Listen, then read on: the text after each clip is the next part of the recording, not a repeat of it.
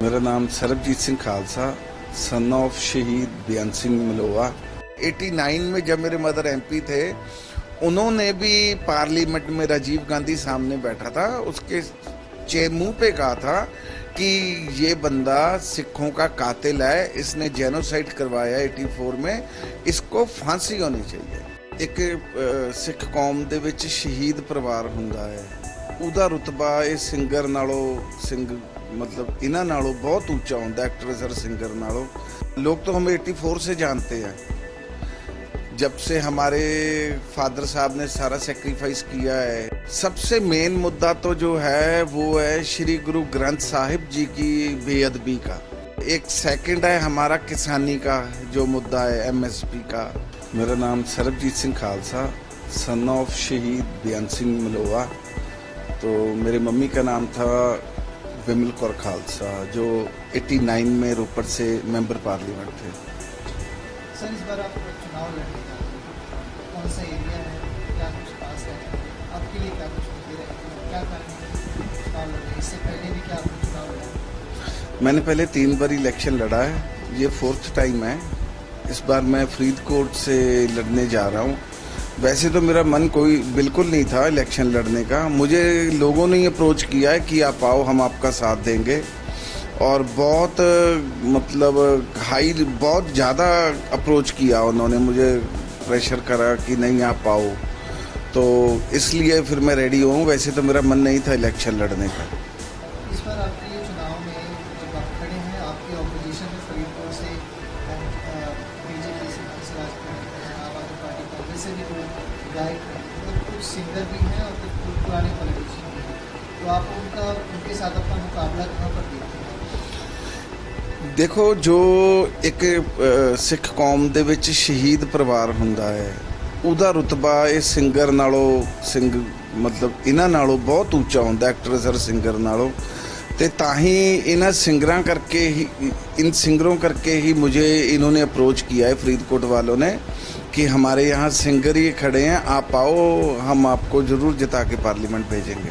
आपके लिए फरीदकोट में कौन से मुद्दे अहम रहने वाले हैं जो आपको उठाने हैं? सबसे मेन मुद्दा तो जो है वो है श्री गुरु ग्रंथ साहिब जी की बेअदबी का, क्योंकि बहुत देर हो गई है इस मुद्दे, मतलब इसका इंसाफ नहीं मिल सका, दोषियों को सज़ा नहीं हुई, गवर्नमेंट पकड़ नहीं सकी अभी तक। तो उसके एक तो वो है, एक सेकंड है हमारा किसानी का जो मुद्दा है, MSP का। थर्ड भी बहुत गंभीर मुद्दा है जो है पंजाब में नशों का। फरीदकोट एरिया में बॉर्डर एरिया है, तो नशे तो बहुत ज़्यादा मतलब पंजाब को खोखला करते जा रहे हैं, इनको रोकना बहुत ज़रूरी है। सर, एक तरफ देखने को मिल रहा है कि जो चेहरे हैं जो दूसरी पार्टियों से खड़े, वो काफ़ी जाने माने हैं, लोग उनको जानते हैं, समझते हैं। एक तरफ आप खड़े, तो आपको क्या एडवांटेजेस और डिसएडवांटेजेस हैं इस इलेक्शन में अगर वो आपके विपक्ष में खड़े हैं?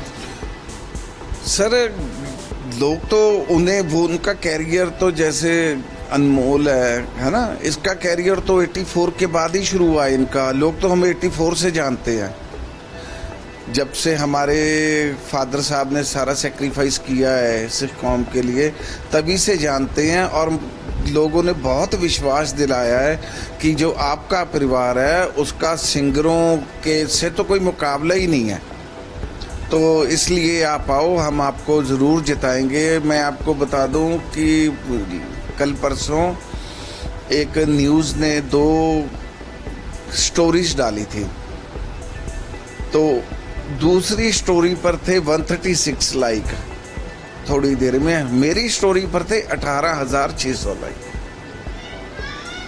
मतलब लोग बहुत मन से हमें चाहते हैं कि हम आएँ, क्योंकि ये जो मुद्दे हैं ना, बेसिकली ये वो ही समझ सकता है जिन्होंने कुर्बानी की है, जिन्होंने सेक्रीफाइस किया है। क्योंकि श्री गुरु ग्रंथ साहब की बेअदबी का अब ये सरकार है, सरकार ने इस बार भी कुछ नहीं किया। एक्चुअली ये जो सरकारें हैं ये सेंटर के दबाव में चलती हैं।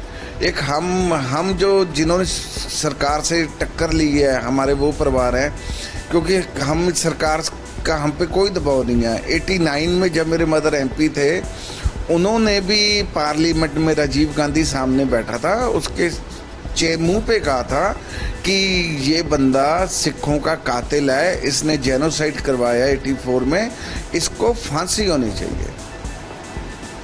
सर क्या कुछ किसानों का किस तरह का रिस्पॉन्स आपके साथ जुड़ा हुआ, जैसे आपने अभी बताया कि किसान के मुद्दे भी आपके लिए मुझे कल भी और मतलब तकरीबन 2 किसान जथेबंदियों के फ़ोन आ गए हैं कि आप आओ, हमारा पूरा सपोर्ट आपके साथ है, आप आएंगे तो हम पेपर में भी सारा देंगे कि मतलब हम इनकी सपोर्ट में हैं। जैसे किसान जथेबंदियां हो गई, पटवारी यूनियन हो गई और कई बहुत मतलब लोगों में उत्साह है हमारा।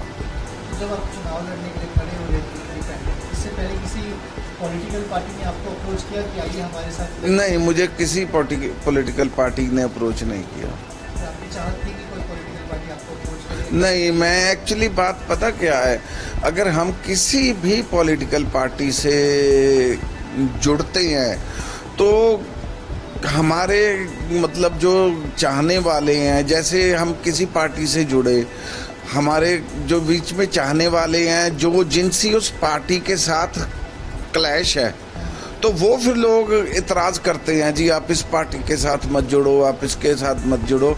इसलिए हमने फैसला किया कि हम किसी पार्टी के साथ नहीं जुड़ेंगे, हम इंडिपेंडेंट ही लड़ेंगे।